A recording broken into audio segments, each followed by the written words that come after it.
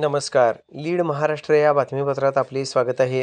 लिंगायत समाजाचे महाराष्ट्राचे नेते विद्यमान राज्यसभा खासदार डॉक्टर श्री अजित गोपछिडे यांच्या नेतृत्वाखाली महाराष्ट्रातील वीरशैव लिंगायत समाजाचं संघटन करण्यासाठी समाजाचे प्रश्न जाणून घेण्यासाठी वीरशैव लिंगायत समाजाचे श्रद्धास्थान असलेलं राजूर या भक्तिस्थळापासून दिनांक 5 सप्टेंबर 2024 रोजी वीरशैव लिंगायत सन्मान यात्रेला प्रारंभ केला. या यात्रेची सांगता वीरशैव लिंगायत समाज शक्तिपीठ असलेल्या महात्मा बसवेश्वर महाराजांची कर्मभूमी मंगळवेढा या ठिकाणी 21 सप्टेंबर रोजी होणार आहे. या कार्यक्रमाअंतर्गत दिनांक 13/9/2024 रोजी सांगली जिल्ह्यातील माधवनगर येथे वीरशैव लिंगायत सन्मान यात्रेचं जोरदार स्वागत करण्यात आलं. याप्रसंगी वीरशैव लिंगायत समाजातले सर्व मान्यवर उपस्थित होते.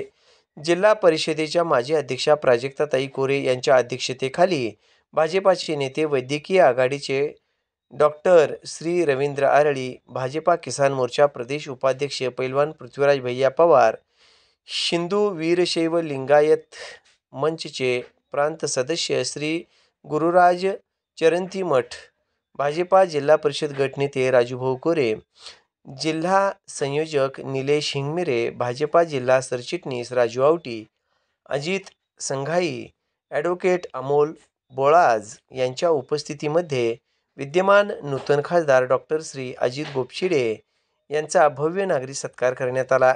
याप्रसंगी समाजामध्ये कार्यरत असणारे वेगवेगळे क्षेत्रामध्ये भरीव कामगिरी करणाऱ्या समाज बांधवांचा सन्मान खासदार साहेबांच्या हस्ते करण्यात आला.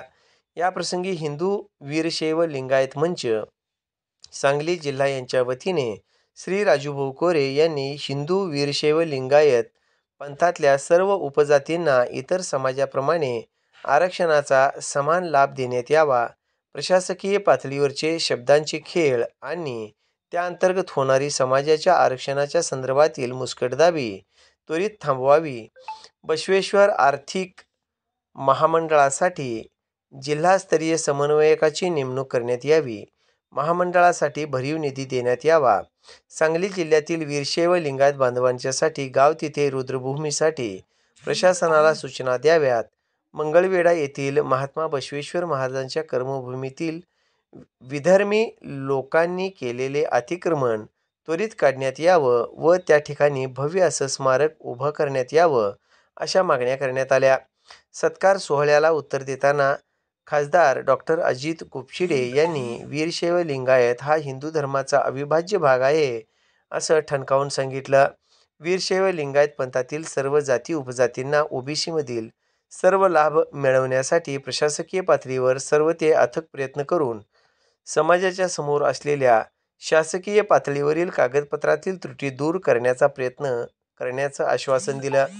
बसवेश्वर आर्थिक विकास महामंडळाला स्वतंत्र स्वायत्त दर्जा देण्याचं तसेच महामंडळासाठी 1000 कोटी रुपयांची तरतूद करण्यासाठी प्रयत्न करण्याचं आश्वासन त्यांनी दिलं. त्याचबरोबर जिथं जिथं रुद्रभूमीचे प्रश्न असतील आणि प्रशासन सहकार्य करत नसेल तर तात्काळ संबंधित अधिकाऱ्याला फोन जोडून द्या, त्यांना समजेल अशा भाषेत समजावून सांगतो असे ते म्हणाले.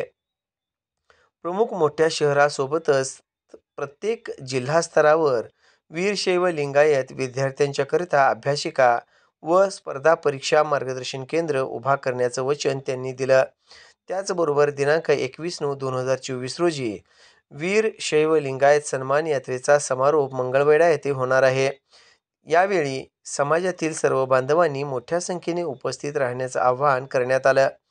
यावेळी समाजातील श्री सदाशिव हिरकुडे, तपस्या हेल्थ अँड वेलनेसचे संचालक श्री उमेश गुड्डी, बसव ज्वेलर्स अथणीचे श्री कुंभारसाहेब, श्री सिद्धू कांडगावे, श्री श्रीशैल्य कुंभार, विजयाण्णा चेंदके, सचिन हत्ती आदी मान्यवरांचा सत्कार करण्यात आला.